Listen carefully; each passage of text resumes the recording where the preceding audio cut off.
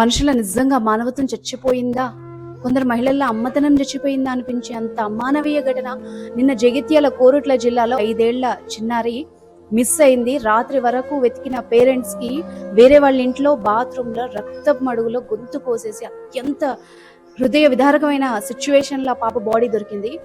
So first పోలీసులు case book చేసుకుని investigation start చేసిన తర్వాత తెలిసిన షాక్ ఏంటంటే, అప్పటి వరకు పాపని వెతుకుతూ కుటుంబ సభ్యులతో పాటు నటిస్తూ వాళ్ళ వెంటే తిరుగుతూ దొంగ ఏడుపులు ఏడుస్తూ గుండెలు బాదుకున్న వాళ్ళ సొంత పిన్ని మమతే ఆ పాపని చంపేసిందని చెప్పి తెలిసింది. ఎంత దారుణం అంటే, ఇక్కడ అమ్మతనం అని ఎందుకన్నానంటే, ఏ మహిళలో కూడా కొంత ఎక్కడో చోట తన అమ్మని అన్న ఫీలింగ్ ఉంటది. ఇది పర్టికులర్గా వేరే పిల్లల్ని చూసినప్పుడు తన పిల్లలు గుర్తుకు రావడం, అమ్మ తనం గుర్తుకు రావడం చాలా సందర్భాల్లో మనం చూస్తాం.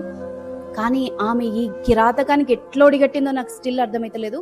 పెద్దవాళ్ళ మధ్యలో ఎన్ని గొడవలను ఉండని ఆ వాళ్ళ అమ్మతోని వాళ్ళతోని కొంచెం పంచాయతీలు ఉన్నాయంట. బట్ ఆ పిల్లల మీద పైశాచికత్వం చూపించడం ఏదైతే ఉన్నదో దాన్ని మాత్రం మనం ఖచ్చితంగా ఖండించాలి. కూడా ఒక అమ్మ ఆ బిడ్డ మీద పడి దాడి చేసి చంపుతుంటే, గొంతు కోస్తుంటే ఆ పిల్ల ఎంత ఏడ్చింది. చిన్నమ్మ అన్నదా, పిన్ని అన్నదా, చిన్నమ్మ నొప్పిలేస్తుంది, భయమైతుంది అని ఏడ్చిందా, అమ్మ అని ఏడ్చిందా, నీ కనీసం నువ్వు అసలు అది గుండె బండరాయ. పేరెంట్స్ నిజంగా మీరు గుర్తుపెట్టుకోండి, మనం చాలా సిచ్యువేషన్స్ చూసినాం. పెద్దవాళ్ళకి ఆస్తి పంచాయతీలు, గొడవలు, చాలా కొట్లాటలు ఉంటాయి. కానీ చాలా మంది చిన్న పిల్లల్ని టార్గెట్ చేస్తున్నారు. వాళ్ళు అసహాయులు, తిరగబడలేరు. మీ మీద కోపం, మీకున్న పంచాయతీల వల్ల పసిపిల్లల ప్రాణాల మీదకి వస్తుంది. అట్ ద సేమ్ టైం ఎవరికైతే ఇట్లాంటి గొడవలు ఉన్నాయి, చుట్టుపక్కల ఇష్యూస్ ఉన్నాయి అంటే, మీ పిల్లల్ని 1కి 10 సార్లు కన్నేసి ఉంచండి. ఎప్పుడు వాళ్ళని మీద దాడి చేద్దామా అనుకునే ఇట్లాంటి బంధువులు కాదు వీళ్ళు, రాబంధువుల మధ్యలో ఉన్నాం మనం. గుర్తుపెట్టుకోండి, బీ కేర్ఫుల్.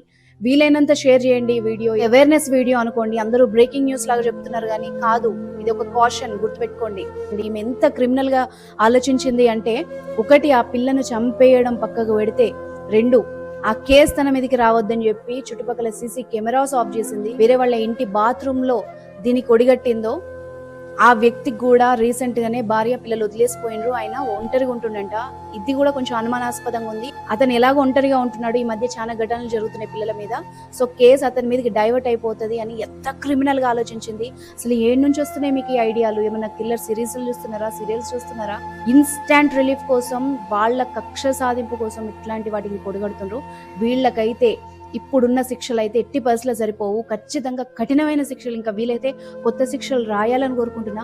మీరేమంటారు? ఆమెను ఎట్లా శిక్షించాలన్నది కూడా మీరు ఖచ్చితంగా కమెంట్ చేయండి. And parents, be careful.